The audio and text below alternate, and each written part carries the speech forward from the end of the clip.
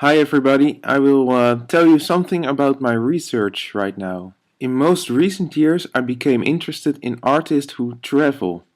I did research on traveling artists such as Renzo Martins, who works in Congo on a regular basis. During this master I did a research on the work of Roy Villevoix, who travels to New Guinea every 2 years. The aspect of traveling was there both times, but I never really had to focus on this part of the work. I'm interested in the role of traveling itself as part of an artwork. Partly this interest was fueled by the rich tradition that exists of traveling artists in the history of art. Artists who could afford it would make a grand tour to learn from the classic artists in Rome. In the Romantic period, many travelers, Goethe amongst them, wrote about the journeys, and travel writing became a respected genre.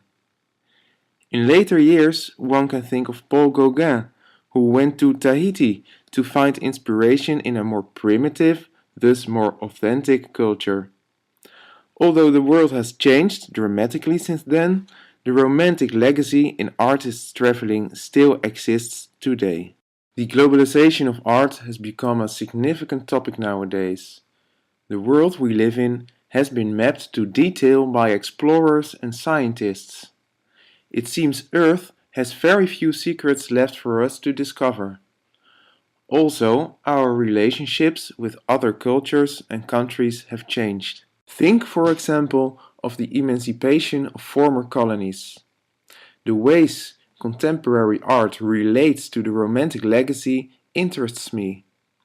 For this research I will study the aspect of travel in the artistic practice of Esther Kokmeijer and compare it to traveling during the Romantic period.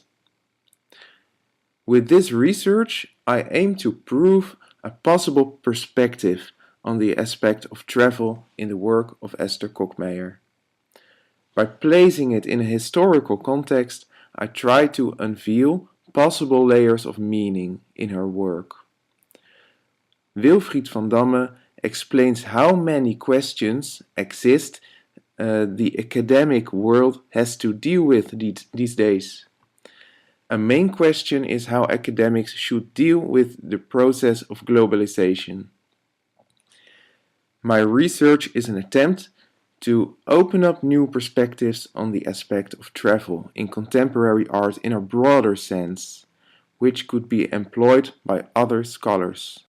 Maarten Doorman explains how Romanticism still heavily influences the world in general, and more specific, the arts. He mentions how romantic concepts like authenticity, emotionality, and the aesthetic experience are still relevant nowadays. They are even so omnipresent they hardly get noticed. The Romantic is a literary, artistic, and philosophical movement in which liberation from conventional forms was developed. In the arts, but also in feeling and behavior. From this point, new qualities were to become of importance that also applied to romantic travel.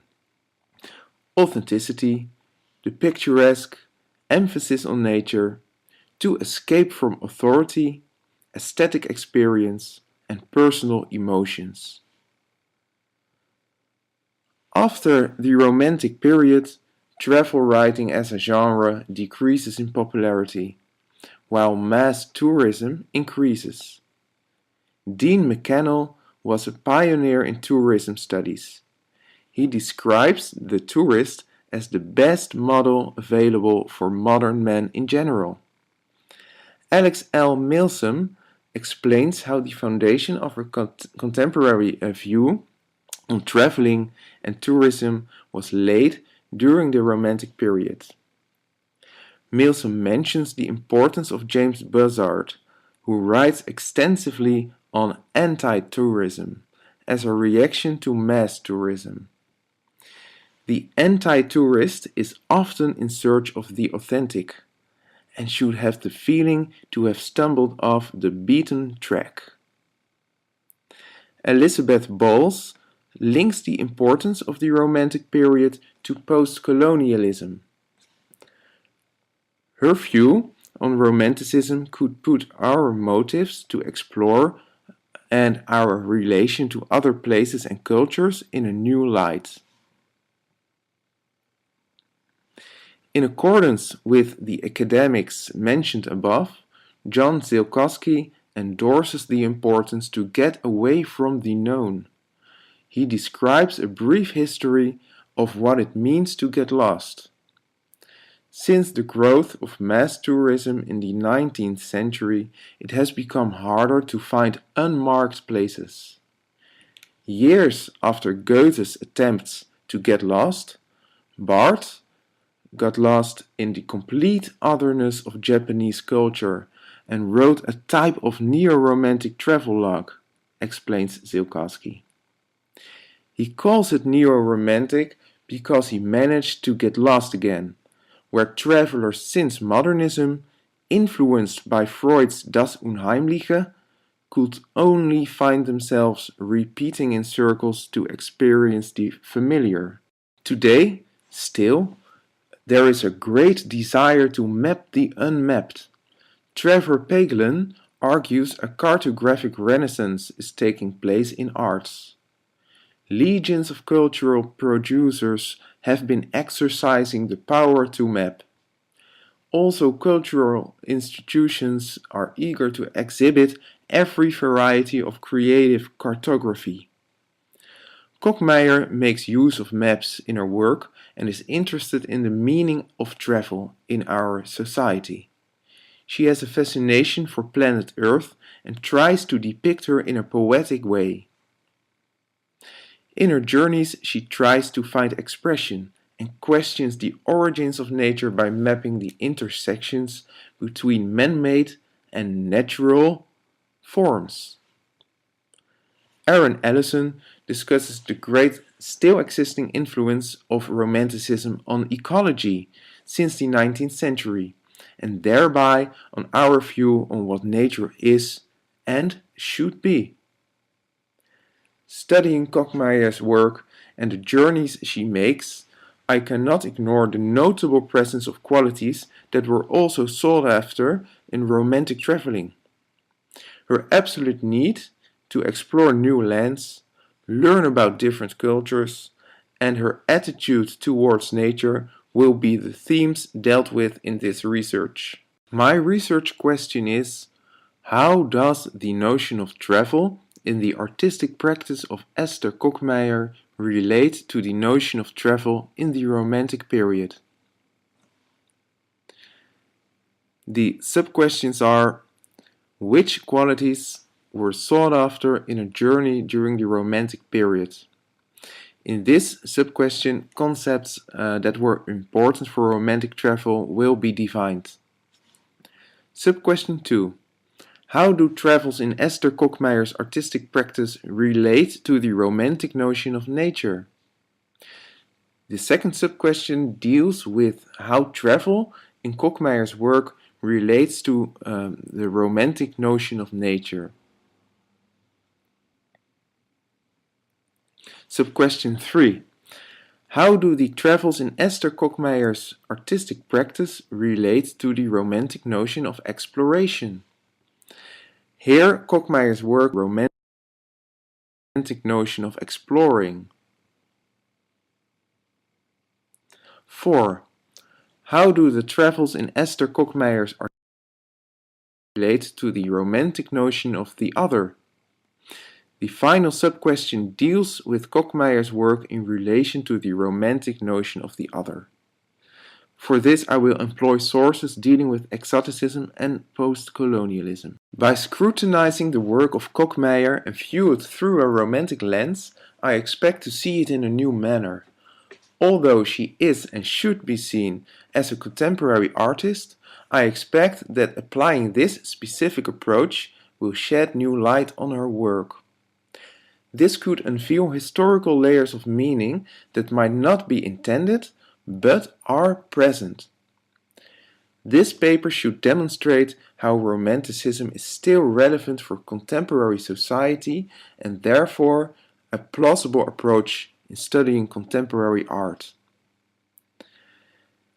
In this research, I consult sources from other disciplines, tourism studies and ecology, amongst others.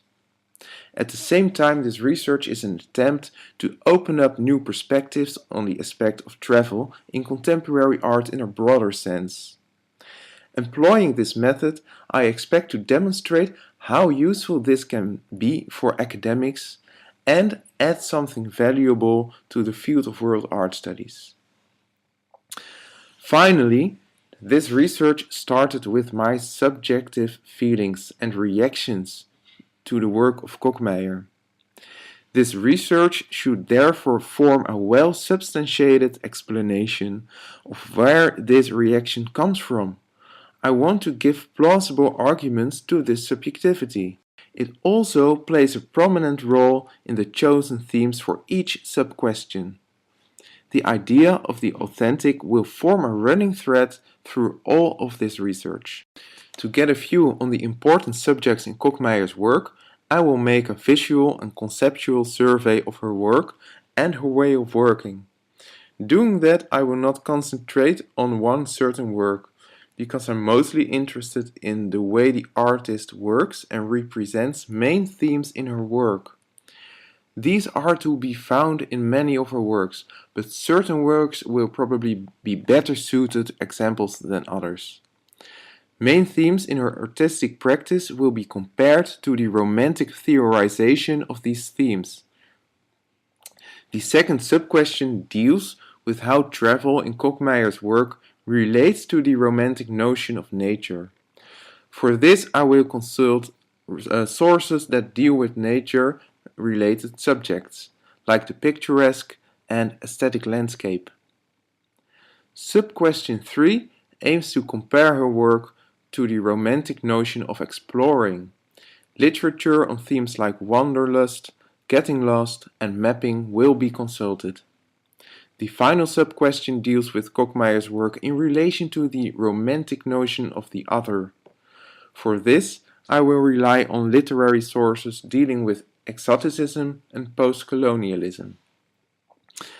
In all sub-questions, the similarities and differences between themes in Kokmeijer's work and the romantic theorizations of these themes will be explicated and finally provided with an adequate conclusion that will give other scholars a tool to elaborate on similar issues. Thank you for listening.